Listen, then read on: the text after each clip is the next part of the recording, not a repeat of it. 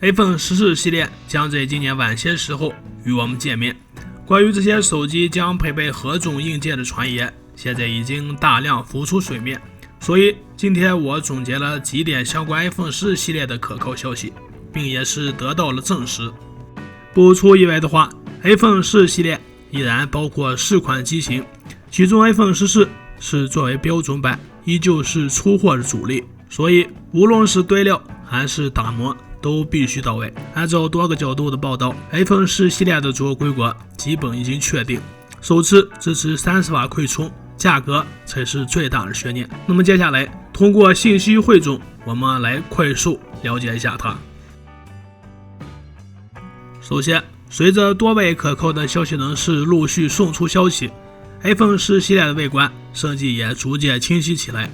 根据此前外界传出的消息， iPhone 14和14 Pro Max 依然会保持刘海设计，而 iPhone 14 Pro 和 iPhone 14 Pro Max 将会砍掉刘海，采用感叹号形状的打孔屏设计。目前来看，基本确定苹果从 iPhone 14 Pro 系列开始撤掉干掉了刘海。现在有分析师再次为我们证实了这一消息，并提出了对该设计的未来展望。根据他的说法，目前外界普遍认为的感叹号打孔设计共分为2部分，分别是放置 Face ID 组件的药丸状切口以及组成上头部分的圆形切口。消息称，这2部分区域的宽度将与原本的刘海一致，但苹果会在屏幕顶端留出一些区域。他还表示，该设计将在 iPhone 14 Pro 系列上首次采用，随后将会扩展至明年发布的 iPhone 15全系列机型上。另外， iPhone 14的打孔尺寸为 5.6 毫米，而 iPhone 15的打孔尺寸则有可能会缩小。当然，除了让人期待已久的屏幕形态变化之外，苹果还将会推出屏下 Face ID 的方案。去年年初，苹果申请了一项将 Face ID 组件隐藏在屏幕下方的专利。不过，屏下 Face ID 只要保证功能上不受影响，并不需要像前摄像头一样追求成像质量，所以隐藏到屏下的难度相对低一点。此外，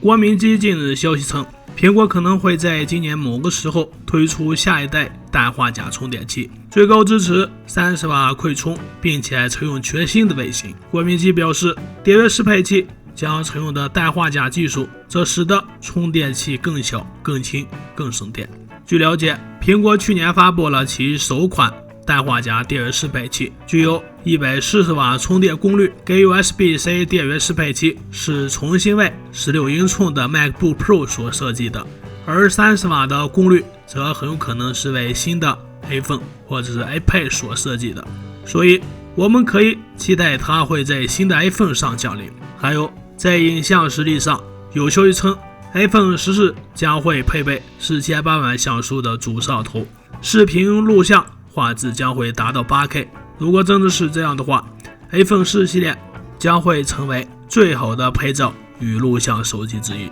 而且若是 iPhone 14系列能够使用潜望式镜头的话，也就意味着苹果将会配备50倍的变焦镜头了。不过有消息称，潜望式镜头要等到 iPhone 15系列才会配备，所以这还得要等待更长的时间。其他在核心硬件方面，据悉这款 iPhone 14 Pro 搭载了苹果 A16 处理器，作为苹果下一代旗舰处理器。据悉，苹果 A16 采用了台积电4纳米工艺，并且集成了更强大的 CPU 和图形处理单元。如果真是这样的话，相信在苹果 A16 的加持下，该机的核心性能将会抵达巅峰。另外，为了进一步提升手机的体验，该机内置了8GB 的运行内存，同时配备了3700毫安时电池和全新的快充技术。另外，该机还配备了超线性双扬声器以及 IP68 级防水防尘等核心硬件和技术，所以综合硬件性能将会再次提升。此外，由于全新的 iPhone 14系列很可能在外形和配置上都将进行大的更改，有可能是近年来让消费者感到最大的一次更新。然而，价格也很可能将统一上调$100。iPhone 不可能永远一成不变，用户也不可能永远这样纵容下去。但愿 iPhone 10系列的改变只是一个开始，未来更多我们还能在 iPhone 15或者是新的产品线上看到苹果对设计的追求。